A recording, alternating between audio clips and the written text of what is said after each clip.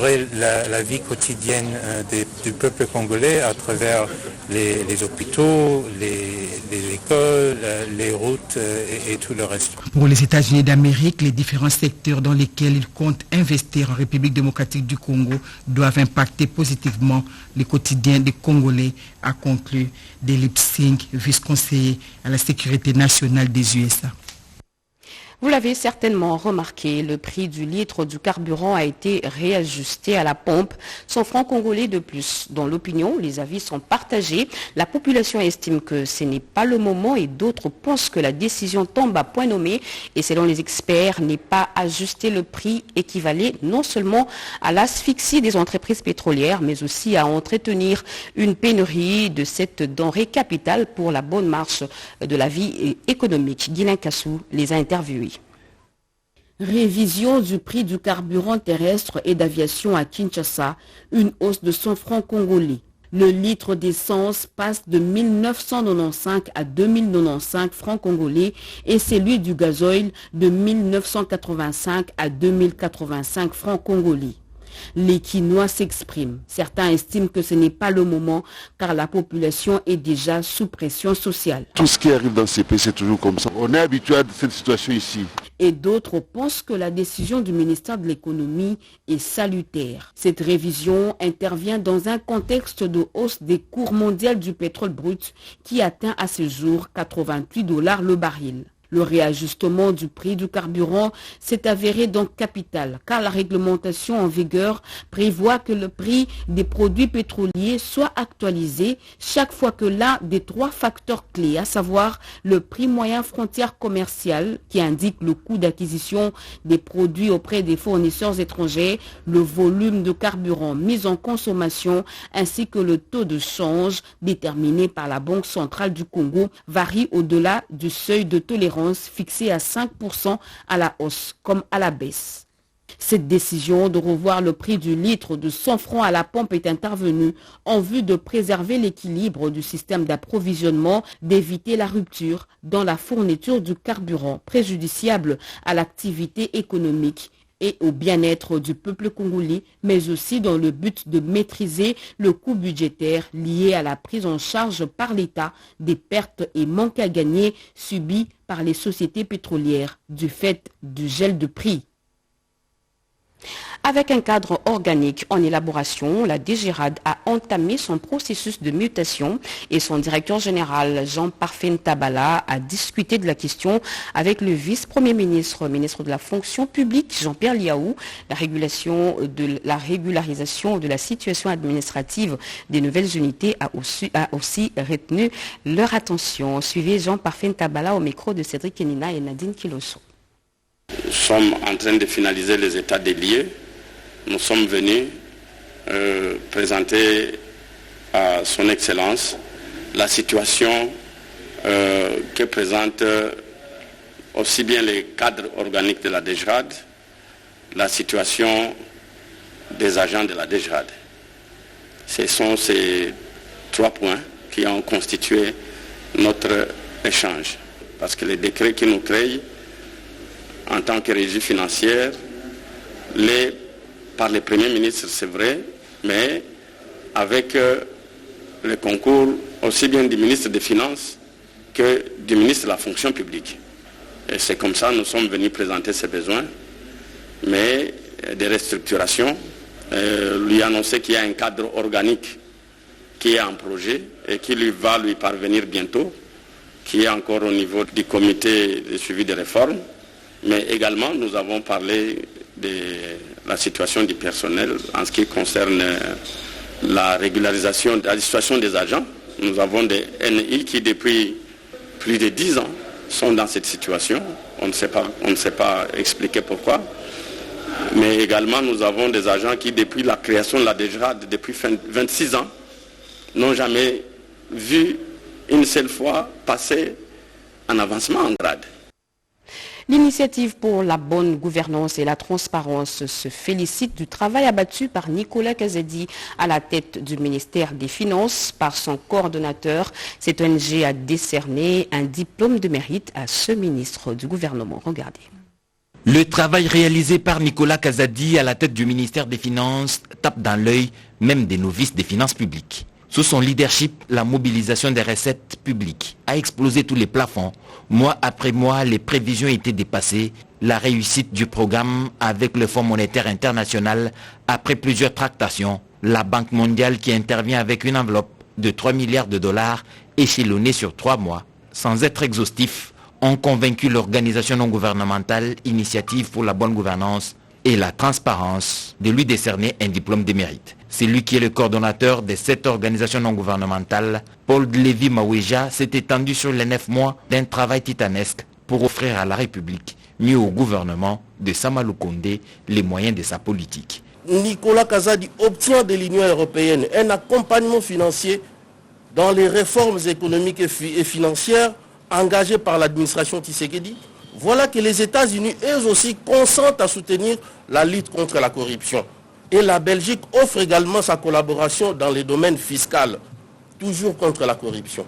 Le Grand Congo fait un bond en avant, reconnaissons-les. Et il y a un acteur sur scène. Nicolas Kazadi obtient également des chambres du Parlement le vote de 7 projets de loi de ratification portant sur l'aménagement du territoire, l'agriculture, le développement rural, l'eau, l'électricité. Une cérémonie a été organisée pour la circonstance, mais Nicolas Kazadi Kadima, submergé par son agenda de travail, s'est fait représenter par un de ses conseillers. Lutte contre la fraude et la criminalité transfrontalière, telle est l'une des missions de l'administration douanière. Et pour ce faire, il faut un vivrier de qualité en termes des ressources humaines bien rodées. Près de 34 gabelous ont suivi une formation à l'École nationale des finances. Cédric Kenina nous en parle. Dans un contexte d'intégration où les États sont appelés à répondre aux besoins sans cesse en évolution du commerce international, l'acquisition d'une expertise avérée serait la meilleure des démarches. 34 lauréats de la Direction générale des douanes et accises, sortis des entrailles de l'École nationale des finances, sont aujourd'hui aptes à exercer avec compétence grâce à une série de formations spécifiques après l'obtention de leur diplôme à l'École nationale des finances. Formation qui a fait en sorte que les intéressés se familiarisent à l'usage des logiciels Sidonia, GELEC, Sistad, ainsi que certaines matières liées aux règles d'origine applicables à la zone économique des libre-échanges africaines. Je vous invite donc à la mise en application de toutes les matières apprises. Soyez donc conscients de la responsabilité qui est la vôtre et exercez vos fonctions selon les règles déontologiques et d'éthique professionnelle. Je voudrais vous rassurer que la haute direction générale des douanes et accises ne ménagera aucun effort pour assurer le suivi de votre performance. Exercez vos fonctions selon l'éthique et la déontologie. Le message est passé. Dans l'entretemps, la Direction générale des douanes et accises compte s'appuyer sur le même levier de la formation pour des réponses qualitatives aux défis qui se présentent. En vue de s'imprégner du fonctionnement de l'incubateur au cuir et du start-up Ishango Center, loyer à l'UNEDEC que le directeur de cabinet adjoint du chef de l'État des questions juridiques, Nicolas, a visité ce centre. Sa visite à l'incubateur cuir sous l'aiguille du DG de la NADEC, Ezekiel Bidoya, accompagné du DGA, la DIRCABA du chef de l'État était émerveillée de voir des incubés, en particulier de jeunes filles, pétries de talent dans la fabrication de chaussures et autres objets en cuir made in Congo avec des machines performantes. De la conception à la fabrication, Nicole Boacha a bénéficié des explications claires du responsable sur le fonctionnement de chaque étape. Même exercice au start-up Ishango Center, ce centre d'apprentissage pour tout entrepreneur porteur de projets dans la création des emplois en RDC. Occasion favorable pour quelques jeunes entrepreneurs de présenter les difficultés rencontrées dans l'exercice de leur métier. Doléances prises en compte par le ministère du chef de l'État qui s'est dit satisfaite de voir les jeunes Congolais, millionnaires de demain, prendre leur destin en main à travers l'entrepreneuriat afin de lutter contre le chômage en RDC. Au fur et à mesure que je marchais, que j'entrais dans les locaux, j'avais qu'un seul sentiment, j'étais assommée. Et je me rends compte vraiment que le pays regorge de talents. qui ne demande qu'à être finalement divulgué pour qu'on comprenne que ça ne sert à rien de toujours courir à l'extérieur, on a tout à l'intérieur. Pour le DG Bidoya, cette visite témoigne de l'intérêt accordé par le chef de l'État dans les efforts consentis par le gouvernement pour la création d'une véritable classe moyenne en RDC. À cette occasion, Madame la Dirtaba du chef de l'État, Nicole Boacha, a encore une fois réitéré son engagement dans l'accompagnement de PME congolaises. Réglementation de la pêche sur le lac Albert et le lac Édouard. Une rencontre bilatérale a mis autour d'une même table les experts de deux pays. La RDC y est représentée par le vice-ministre des Affaires Sami Adoubango qui a saisi cette occasion pour échanger avec les pêcheurs de Mahagi Pont à Lu, à moins de 234 km de Bunia. C'est peut-être vers une solution durable aux difficultés que connaissent les pêcheurs congolais partageant les lacs Albert et Édouard avec l'Ouganda. C'est notamment l'arrestation régulière par la force navale ougandaise de ces pêcheurs et des cas d'affrontement entre la marine congolaise et ougandaise devenus fréquents. Le vice-ministre des Affaires étrangères, Sami Adoubango Aoto, à mission officielle à Mahagi Port, a rencontré dans la soirée le pêcheur du lac Albert. Question de recueillir leur desiderata a présenté ce vendredi à la rencontre bilatérale qui se tient à Kampala, en Ouganda. La solution est celle de savoir et de voir comment orienter des pistes qui peuvent aider les deux peuples qui ne vivent que de pêche sur le lac Albert et Édouard pour qu'on termine une seule fois avec les tracasseries de part et d'autre. Les deux présidents s'attendent très bien. Et ces deux présidents aiment la paix et ces deux présidents aiment le bien-être de leur peuple. Le pêcheur qui s'allie les rapprochements du vice-ministre des Affaires étrangères pour les écouter plaide pour la mise en application des textes légaux pour la gestion commune du lac Albert. Nous avons parlé de la sécurisation des matériels des pêcheurs sur les lacs et les pêcheurs eux-mêmes. Deuxièmement, nous cherchons la régionalisation des textes qui va régir ces patrimoines. Comme le lac n'est pas balisé, il y a parfois les Ougandais qui travaillent de l'autre côté pour arrêter nos pêcheurs. Rappelons que pour cette rencontre bilatérale qui se clôture ce week-end, la République démocratique du Congo est représentée par le ministre de la Pêche, Adrien Bokele, et le vice-ministre des Affaires étrangères, Sami Adoubango Aoto. Les USA veulent à tout prix accompagner le processus électoral en République démocratique du Congo. Ils en ont parlé avec le président de la CENI, Daniel Kedima. Il était avec Teti Samba. Les États-Unis d'Amérique comptent apporter leur contribution pour la réussite des échéances électorales de 2023. C'est ce qui a justifié la rencontre entre la directrice principale pour l'Afrique du Conseil national de sécurité des États-Unis, Dana Banks, avec le président de la Commission électorale nationale indépendante de Kadima Kazadi, ce vendredi 28 janvier 2022. Les deux personnalités ont échangé sur le processus électoral en cours en République démocratique du Congo. Good afternoon. So we are delighted to be here today. My name is Dana Banks. Je suis Dana Banks, je suis directeur Afrique pour le National Security Council et avec le député Assistant Secretary Amy Oldman, et nous sommes ici pour discuter des préparations de l'élection.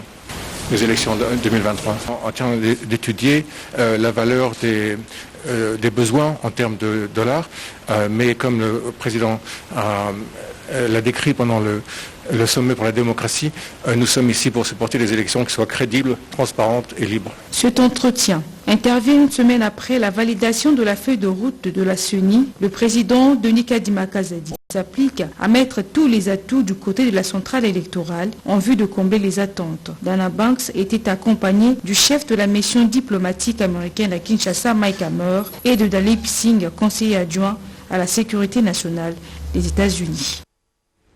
Des commissariats mobiles flambant neufs, bien équipés, destinés à la police de proximité. Le vice-premier ministre, ministre de l'Intérieur Daniel Asselo Okito l'a réceptionné hier jeudi. Une dotation qui va sans nul doute apporter une bouffée d'oxygène à la politique sécuritaire de la ville de Kinshasa. José Baïtombo et Erudis Kitutumudiri Zinkionda. Ces engins roulants sont des véritables bureaux mobiles munis d'un groupe électrogène. Ce premier lot de véhicules utilitaires destinés à la police de proximité ont été réceptionnés par le vice-premier ministre, ministre de l'Intérieur et Sécurité. Pour Daniel Aselokito Akoy, ces engins vont contribuer à la sécurité des personnes et de leurs biens dans le point chaud de la ville. Police de proximité, vous savez que c'est la police qui vit au quotidien, à la minute, avec la population. Et il fallait que cette police-là ait des outils pour lui permettre de bien faire son travail dans tous les quartiers. Nous allons faire en sorte que la plupart des quartiers de nos communes, particulièrement à Kinshasa, soient dotés de ces véhicules ici pour que le travail attendu de la police se fasse réellement. Ces sous-commissariats mobiles disposent en plus de bureaux d'un cachot sécurisé. L'idée est venue d'abord du partenaire pour être très honnête. Il a regardé, il s'est dit, bon, mais dans un véhicule, la police va commencer à travailler, ça sera de quelle manière? Il prévoit une table, il prévoit une chaise, il prévoit un petit cachot, il prévoit un petit armoire pour les documents. Et donc, nous avons approuvé cette manière de penser. Cette dotation fait suite à la promesse du chef de l'État, Félix-Antoine Tshisekedi Tshilombo, d'en finir avec l'insécurité dans la capitale Kinshasa. La ligne haute tension Kwilu-Kimwenza, victime des actes de vandalisme. Des cornières ont fait l'objet de vols, une situation récurrente dans le Haut-Katanga qui touche désormais le Congo central. Yvette Makuntima. Après l'espace Grand Katanga où la SNEL SA a enregistré plusieurs cas de vol de cornières et conducteurs électriques en cuivre et d'autres formes d'actes de vandalisme, la province du Congo central s'ajoute sur la liste. Les pylônes 220 de la ligne haute tension Kwilu-Kimwenza, érigée à Kimpese, a subi le vol des cornières, déboulonnement de la base de cet outil des transports exposé aujourd'hui à un risque d'écroulement. Les inciviques non encore identifiés ont fragilisé ce pylône. Il y a un phénomène de vol de cornières. Vous trouverez que des gens, des inciviques qui s'avisent à venir couper les cornières, les déboulonner, fragilisant un peu l'équilibre de nos pylônes. De l'autre côté, à Mbanzangungu, des constructions anarchiques foisonnent. Une maison en étage illustre bien cette situation. La dite maison touche presque le conducteur électrique. La population s'expose alors à des risques inconsidérés des champs magnétiques dégagés par la puissance de l'énergie électrique. La technique a des exigences. La construction de ces lignes a des exigences qui veulent que on laisse autant de mètres pour éviter des maladies, éviter des cas d'accident. Mais là, ce que nous voyons, c'est catastrophique. C'est de la haute tension. Ce n'est pas à la basse tension, on peut demander à CD ou couper un peu pour qu'on fasse... Non, ça c'est de la haute tension. La SNEL SA, dans sa mission régalienne notamment, celle de la production, des transports et distribution de l'énergie électrique, n'a pas le pouvoir de déloger ses occupants illégaux. Seul l'État congolais doit s'impliquer pour sauver des vies humaines. Les creuseurs dans les sites miniers du Kasaï se voient dans l'impossibilité d'exercer car les sites sont tout simplement privatisés. L'honorable Guy Mafuta Kabongo a pris le dossier en main et il est allé voir le ministre des Mines. Le vice-ministre de Mines Godard Montemona a reçu le mercredi 26 janvier 2022 en son cabinet de travail le député national Guy Mafuta Kabongo, l'élu de Chikapa, avocat et mandataire en mines et carrières. Ce dernier est venu exprimer sa préoccupation par rapport au gel des droits miniers par certains titulaires de 10 droits. Cette situation crée des conflits permanents avec les populations locales, empêchées de se livrer à des activités agricoles et minières. D'autres titulaires des droits miniers imposent aux agriculteurs des contrats obligeant à ceux-ci le partage inéquitable de leurs propres productions agricoles. Les jeunes Kasaïens se déversent tous en Angola pour aller faire le diamant. Nous avons un code minier qui donne le droit aux Congolais qui s'organisent en coopérative d'exploiter de manière artisanale leurs ressources naturelles. Dans le cas d'espèce, vous avez affaire à des compatriotes également qui ont des titres miniers qui ne payent rien à l'État en termes de redevances et taxes, mais qui continuent à jouir de ces titres. Nous disons qu'il n'est pas normal. les jeunes gens ont encore la force de travailler. Pourquoi ne pas annuler ces titres miniers, les transformer en zones d'exploitation artisanale? En réaction aux préoccupations du député Guy Mafuta, le vice-ministre de Mines Godard Montemona s'est montré réceptif et a annoncé à son hôte qu'une commission est déjà à pied d'œuvre pour examiner le cas de recours des droits déchus et a souhaité qu'une liste des permis concernés pour Chikapa soit communiquée au ministère pour examen au cas par cas et le tout dans le respect du code minier. Au service d'assistance et d'encadrement de l'exploitation minière artisanale et à petite échelle, les directives pour 2022 ont été données au cours d'une cérémonie d'échange de vœux entre une occasion pour les agents et cadres d'entrer en contact avec le nouveau comité de gestion nommé le 24 décembre dernier. Edith Chala. L'année 2022 sera celle de la rigueur et de l'engagement de chacun pour que les services d'assistance et d'encadrement de l'exploitation minière artisanale et à petite échelle, SAEMAP, atteignent ses objectifs. Ce sera aussi l'année au cours de laquelle le cadre organique du service va prendre corps. Selon le directeur général du SAEMAP, Jean-Paul Kapongo, en droite ligne des instructions de sa tutelle, les revendications syndicales connaîtront leur dénouement en même temps que les statistiques de l'exploitation artisanale des mines seront mises à jour. Une réponse qu'attendaient les agents et cadres dont le cahier de charge a été exposé par le président de la délégation syndicale, Yves Mangaï. Le directeur général de la SAEMAP dispose pour ce faire d'un fil conducteur. Chers cadres et agents du SAEMAP, chers invités, je sais que les défis à relever sont énormes dans notre service SAEMAP. Voilà pourquoi je sollicite l'implication de tous pour que nous puissions gagner les paris. Entouré de ses adjoints, Eliane Potopoto, directeur général adjoint en charge de la technique, et compagnie Lolongiemi, directeur général adjointe en charge des finances, Jean-Paul Kapongo, directeur général, affiche une détermination qui rassure pour l'avenir. Directeurs et autres cadres de la SAEMAP se sont sentis responsabilisés dans une ambiance bon enfant. Une occasion pour les services d'assistance et d'encadrement de l'exploitation minière artisanale et à petite échelle, SAEMAP, d'échanger les vœux de réussite pour cette nouvelle année en présence de plusieurs autres invités de marque. La chancellerie des ordres nationaux va bientôt sortir de l'ombre. Elle a réceptionné ce vendredi un stock important des imprimés de valeur pour les décorations des récipiendaires méritants. Les détails avec Félix Zalumetidontou.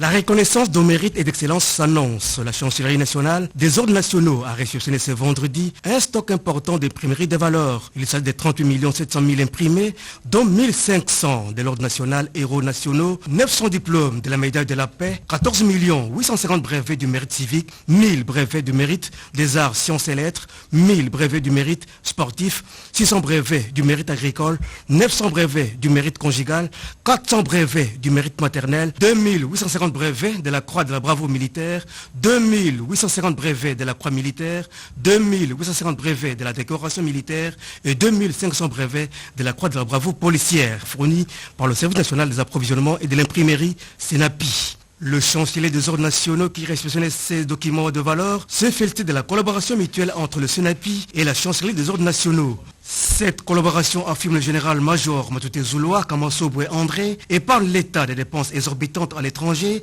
pour les mêmes produits sur le plan qualité-prix. Aujourd'hui, la chancellerie peut disposer des imprimés de valeur sécurisés. Non seulement nous avons la qualité qu'il faut, mais le coût est même moindre que lorsque nous le faisons ailleurs. Le directeur de production de SENAPI, qui assurait la livraison de ces documents, n'a pas tari d'éloge envers la chancellerie des ordres nationaux, qui a opté pour la consommation des produits locaux plutôt que de s'arracher les cheveux pour les commandes extérieures. Cet appel d'offres de la chancellerie sort ainsi le SENAPI des sa léthargie 40 ans après le pillage sauvage de ces installations en 1991. À l'imprimerie ou dans le marché public, il y a deux éléments quand on les comptes.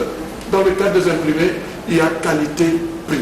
Ce brevet de valeur sont ainsi faits sur impression offset avec du papier sécurisé des formats A4 quadrichromés, tandis que les cartes de récipiendaires sur une double impression numérisée et offset. Reste à d'autres services de l'État à emboîter les pas à la chancellerie pour consommer local. Nous vous l'avions dit à l'ouverture de ce journal que nous recevions pour vous le directeur général de Congo Airways, M. Kasongo Mwema Pascal. Encore une fois, bonsoir, monsieur le directeur général. Madame, bonsoir. Nous avons appris que la compagnie Congo Airways vient d'être renouvelée IOSA. C'est quoi IOSA et quels sont les avantages pour notre pays? Merci pour la question. Alors, IOSA, c'est un exercice de sécurité opérationnelle de l'IATA. L'IATA, c'est l'association des transporteurs aériens, donc on retrouve toutes les grandes compagnies du monde, comme Air France, Emirates, Lufthansa, Turkish Airlines. Et quels sont les avantages que nous pouvons tirer en étant membre de IOSA ou renouvelant IOSA? Alors, c'est la compagnie qui a été certifiée IOSA, et pour le compte de la RDC, c'est un avantage certain. Il faut se rappeler qu'il fut un temps pour voyager entre Kinshasa et Goma, voire Lubumbashi, le corps diplomatique, les institutions internationales, les organismes internationaux avaient interdiction de voyager à bord d'un avion congolais. Aujourd'hui, Congo Airways, certifié IOSA, tout ce monde-là peut voyager à bord de Congo Airways. Donc déjà au niveau de l'autorité de l'État, de la fierté de l'État, c'est un gage de sécurité en fait. Une assurance. Et puis, le mois de décembre dernier, nous avons également appris que Congo Airways a pris le règne de l'Association des entreprises d'aviation africaines, et ce pour une année. Là encore, quels sont les avantages de la RDC en occupant justement cette position? Tout à fait. Vous savez, quand les étoiles s'alignent, elles s'alignent. Le renouvellement d'IOSA est vraiment un gage de sécurité. Alors, AFRA, Congo Airways, par la modeste personne que je suis, a été plébiscité et élu chairman, c'est-à-dire président du conseil de l'AFRA. AFRA, c'est l'association africaine des compagnies aériennes. On retrouve les grands. Egyptair, Ethiopian, Kenya Airways, South African Airways, Rwandais et j'en passe. Et voilà que Congo Airways, c'est-à-dire le Congo, a la présidence. C'est un honneur, madame. Voilà, j'espère que vous n'avez pas un autre message pour la population qui vous suit en ce moment. C'est justement une fierté pour la RDC, un message pour ces clients qui vous ont fait confiance. Mais écoutez, le chef de l'État, monsieur le président Félix Tshisekedi, président de la République démocratique du Congo, nous a donné des lignes de conduite par rapport à la population. C'est-à-dire que nous devons désenclaver le pays, nous devons, pour permettre à la population de bouger dans des conditions acceptables financières en toute sécurité. Et ça, c'est la mission que Congo Airways va avoir pour 2022 et nous demandons à la population de faire confiance à sa compagnie. C'est votre compagnie, prenez-la. Merci beaucoup, monsieur le directeur général. Nous rappelons là que vous appelez monsieur Kasongo Mwema Pascal. Vous êtes directeur général de Congo Airways. Merci d'avoir accepté notre invitation. Je vous remercie, madame. Et ce communiqué, pour boucler ce journal, la Direction générale des impôts rappelle aux petites entreprises dont le chiffre d'affaires annuel réalisé se situe entre 10 millions et 80 millions de francs congolais et relevant de la gestion des centres d'impôts synthétiques installés sur toute l'étendue du territoire national que l'échéance de paiement de la quotité de 60% de l'impôt sur les bénéfices profits à leur charge pour l'exercice fiscal 2022 et revenu 2021 intervient le 31 janvier 2022. Il leur est rappelé que cette quotité de 60% est calculée sur le montant de l'impôt sur les bénéfices et profits de 1% du chiffre d'affaires déclaré de l'année 2021. 2021 s'agissant des activités des affaires déclarées de l'année 2021 et s'agissant des activités de vente ou de 2% du chiffre d'affaires déclaré de la même période pour ce qui est des activités de prestation de services. Toutefois, lorsque les petites entreprises exercent à la fois les activités de vente et de services, les chiffres d'affaires respectifs doivent être cumulés. Dans ce cas, la quotité de 60% est calculée sur le montant de l'impôt sur les bénéfices et profits obtenus par l'application du taux de l'impôt IBP afférent à l'activité principale. Aussi, les petites entreprises concernées sont-elles invitées à retirer le formulaire de déclaration de l'impôt sur les bénéfices et profits à leur charge auprès des centres d'impôt synthétiques dont elles relèvent ou le télécharger à partir du site web de la Direction générale des impôts DGI à l'adresse suivante www.dgi.gouv.cd. Tout paiement qui interviendra au-delà de l'échéance sera assorti des pénalités de recouvrement conformément à la loi. Tenant compte de la pandémie de la Covid-19, les contribuables sont invités à privilégier la transmission par voie électronique en format PDF de leur déclaration et de la preuve de paiement du dit impôt aux adresses électroniques. C'est signé Bernabé Mwakadi Mwamba. La tradition a été respectée une fois de plus en ce mois de janvier 2022 au Palais de la Nation. Vous le savez, le président de la République, Félix-Antoine Tshisekedi Tshilombo, a procédé à la cérémonie d'échange de vœux avec les ambassadeurs membres du corps diplomatique accrédité en République démocratique du Congo. Et c'est une tradition qui a été respectée aussi cette année. Juste après ce journal, vous suivrez en page magazine ce qu'a été le déroulement de ces échanges de vœux. Fin de ce journal, mesdames et messieurs, si vous nous avez pris en cours, voici le rappel du titre. Kinshasa, pour obtenir un litre de carburant à la pompe, il faut débourser 100 francs congolais de plus. Cette légère augmentation fait parler les Quinois. D'autres estiment que ce n'est pas le moment et certains pensent que la décision est salutaire pour la bonne marche des activités économiques du pays. Dans ce journal, vous avez suivi les raisons de ce réajustement. Renforcement de la politique sécuritaire en République démocratique du Congo, des commissariats mobiles flambant neufs, bien équipés, destinés à la police de proximité, viennent d'être réceptionnés par le vice-premier ministre de l'Intérieur. 10e sommet des chefs d'État des pays membres de la CIRGL. Kinshasa se prépare pour la réussite de ce grand rendez-vous. En février prochain, tous les acteurs sont donc appelés à s'impliquer.